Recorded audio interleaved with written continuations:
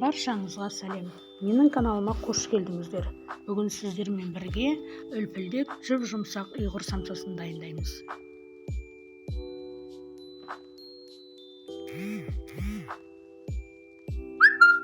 Ол үшін алдымен 500 грамм ұнымызды ыдысымызға елеп аламыз. 250 грамм мұздатқыштан шыққан майымызды бүккішпен өткіземіз, ұнға ауната отырып.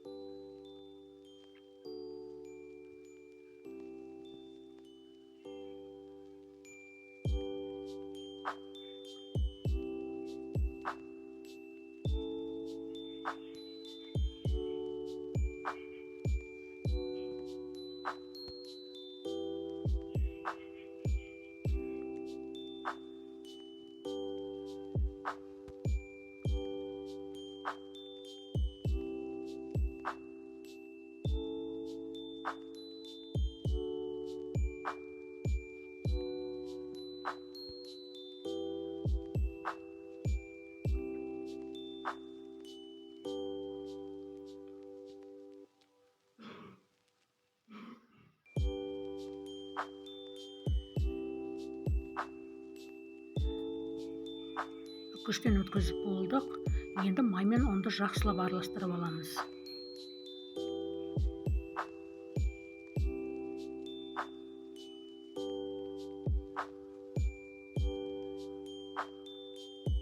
Осындай үлпілдек крошка пайда болады.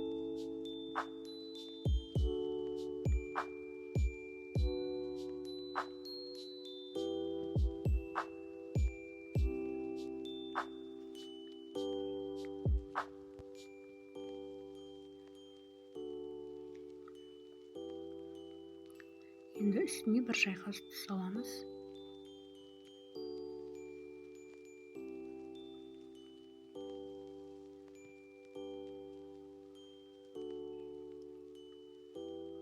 Бір жұмыртқа жарып саламыз.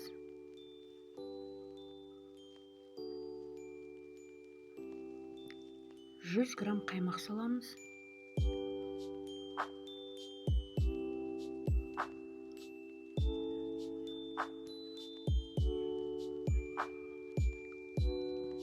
Ас қасық су құямыз.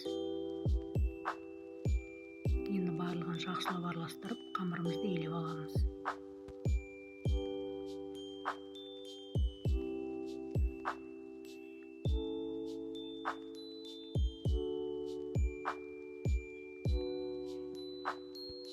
Осылай бір келкі масса болғанша елейміз.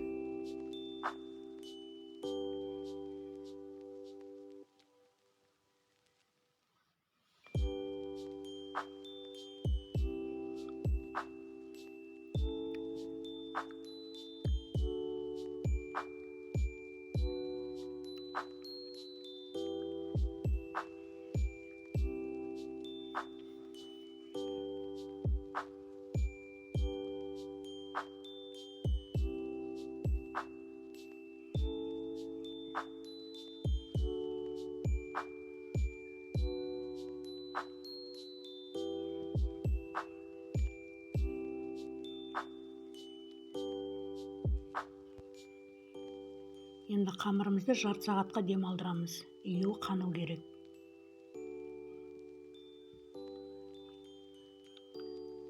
Қамырымыздың июі қанды.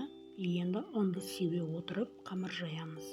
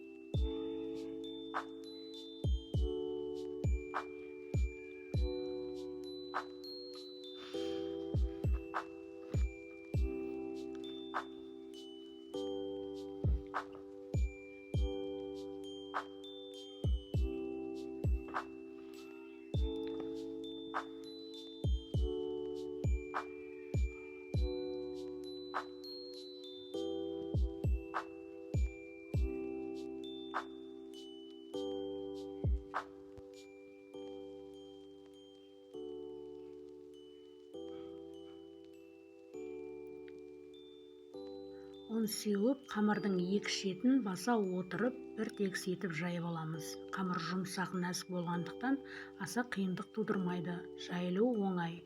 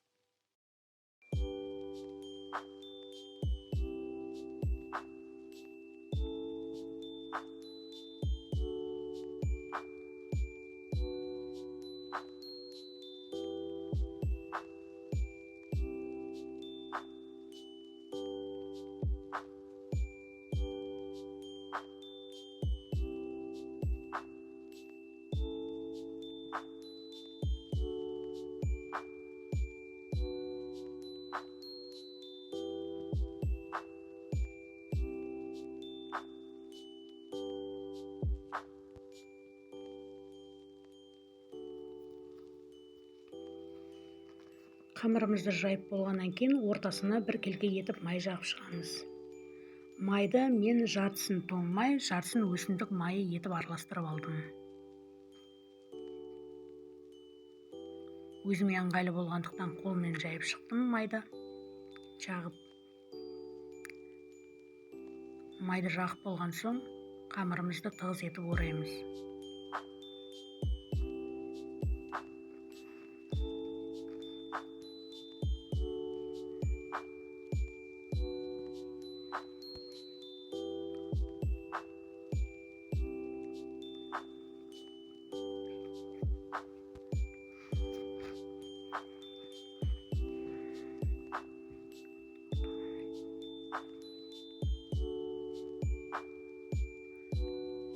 Енді жарты сағатқа холодильникке салып қоямыз қамырымызды.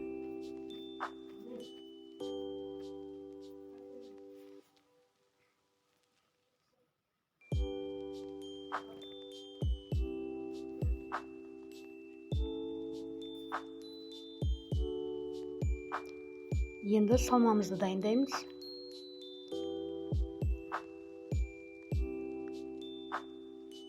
Менде дайын фарш алдын ала шегіп алынған. Үстіне 2 пиязды майдалап турап саламыз.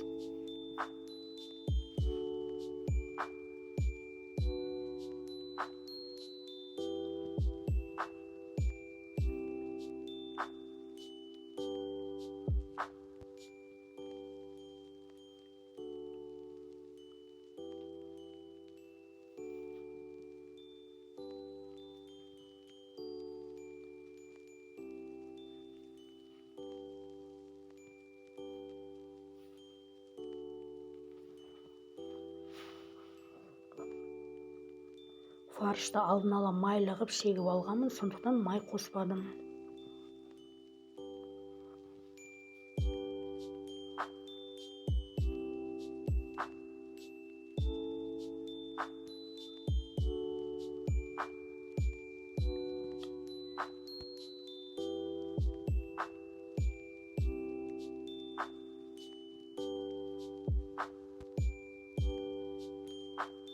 Картошканы майдалап 4-5 рет тураймыз.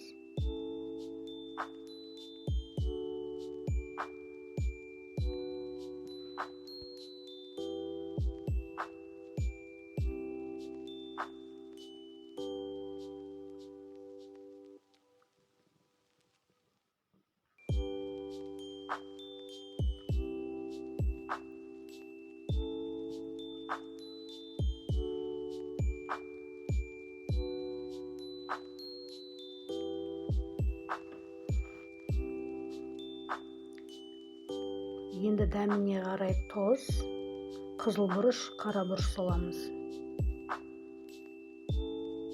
Мына жеге салдым.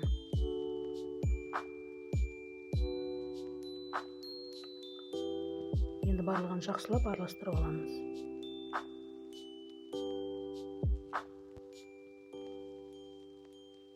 Қамырымызды тоңазытқыштан шығарып, майда бөліктерге бөліп аламыз. Мен көз мөлшермен бөліп шықтым барлығын. Сіздер біркелкі болып шықсын десеңіз де таразымен бөліп алсаңыздар болады.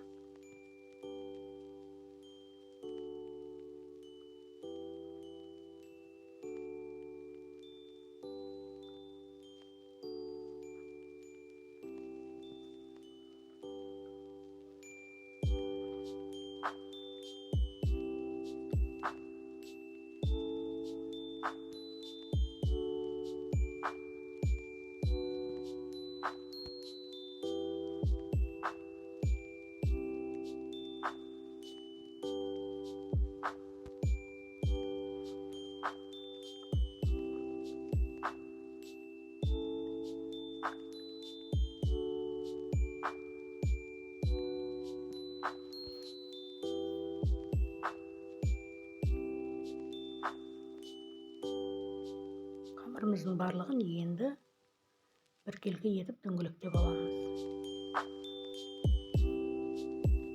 Үстіне баса отырып дөңгелектейміз.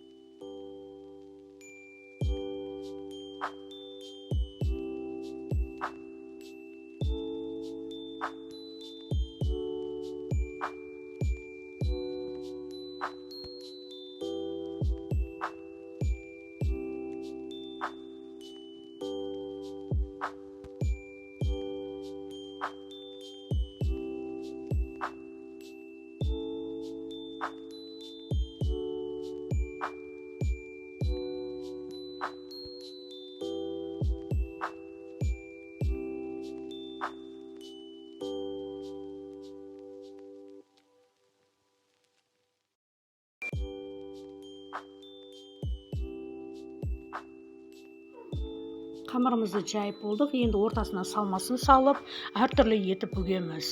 Бұл жерде менің қызым өзіме көмекші. Қызым бұқты, мен түсіріп тұрдым.